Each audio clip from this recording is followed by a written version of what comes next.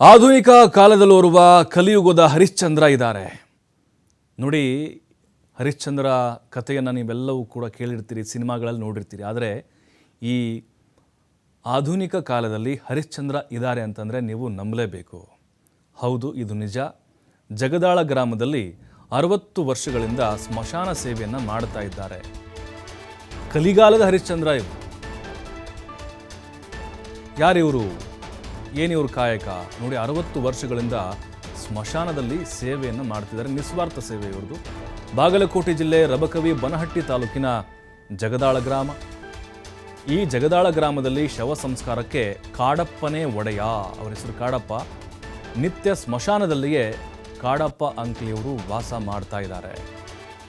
ಇನ್ನು 8ನೇ ವಯಸ್ಸಿನಲ್ಲಿಯೇ ಸ್ಮಶಾನ ಕಾಯುವಂತಹ ಕಾಯಕವನ್ನು ಮಾಡ್ತಾ ಇದ್ದಾರೆ.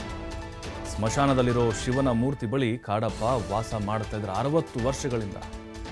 ಶವ ಸಂಸ್ಕಾರ ನೆರವೇರಿಸುವಂತಹ ಕಾಯಕದಲ್ಲಿ ಸಂತೃಪ್ತರಾಗಿದ್ದಾರೆ ಕಾಡಪ್ಪ. ಎಲೆಮರೆ ಕಾಯಿಯಂತೆ ಸೇವೆ ಮಾಡ್ತಾ ಇದ್ದಾರೆ. ರಾಜ್ಯೋತ್ಸವ ಪ್ರಶಸ್ತಿ ನೀಡಬೇಕು ಅಂತ ಸರ್ಕಾರಕ್ಕೆ ಜನರು ಮನವಿಯನ್ನು ಮಾಡಿಕೊಳ್ತಾ ಇದ್ದಾರೆ.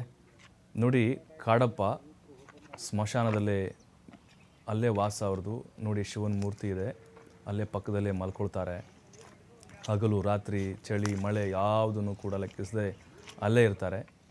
ಈಗ ಕಾಡಪ್ಪ ಅವ್ರಿಗೆ ರಾಜ್ಯೋತ್ಸವ ಪ್ರಶಸ್ತಿ ಕೊಡಬೇಕು ಅನ್ನುವಂಥ ಒತ್ತಾಯಗಳು ಜಾಸ್ತಿ ಆಗ್ತಾ ಇದೆ.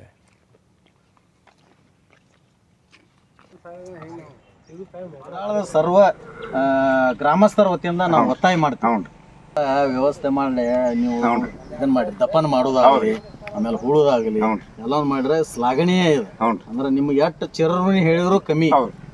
ಇದನ್ನ ಜಿಲ್ಲೆ ರಬಕವಿ ಬನಹಟ್ಟಿ ತಾಲೂಕು ಪೈಕಿ ಜಗದಾಳ ಗ್ರಾಮದಲ್ಲಿ ಸತ್ಯ ಹರಿಶ್ಚಂದ್ರ ಎಂಬ ಖ್ಯಾತಿ ಪಡೆದಂಥ ಕಾಡಪ್ಪ ಗಂಗಪ್ಪ ಅಂಕಲಿಗೆ ಅವರು ಸುಮಾರಾಗಿ ಒಂದು 60 ವರ್ಷದಿಂದ ಸೇವೆ ಸಲ್ಲಿಸ್ತಾ ಇದ್ದಾರೆ. ಈ ಸ್ಮಶಾನದಲ್ಲಿ ಯಾರಾದರೂ ತೀರಿ ಹೋದರೆ, ಮೃತರಾದರೆ, ಅವರು ಯಾವುದೇ ಒಂದು ದುರ್ಘಟನೆಯಿಂದ ಡೆತ್ ಆದರೆ ಅಂಥವ್ರನ್ನ ತಂದು ಸ್ಮಶಾನದಲ್ಲಿ ಹೂಳುವಂಥದ್ದು.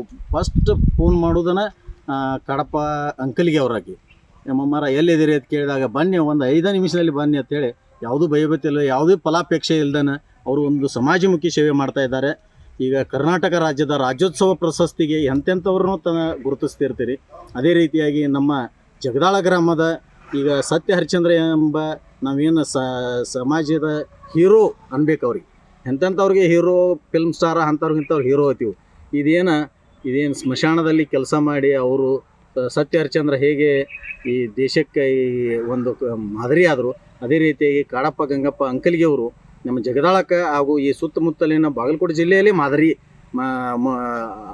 ಮಾದರಿ ಆದಂಥ ಒಬ್ಬರು ಆದರ್ಶ ವ್ಯಕ್ತಿಗಳು. ಅವರನ್ನು ರಾಜ್ಯೋತ್ಸವ ಪ್ರಶಸ್ತಿಗೆ ಗುರುತಿಸಬೇಕಾಗಿ ಸರ್ಕಾರದಲ್ಲಿ ಒತ್ತಾಯಪೂರ್ವಕ ವಿನಂತಿ ಪೂರ್ವಕವಾಗಿ ಕೇಳಿಕೊಡ್ತೀನಿ.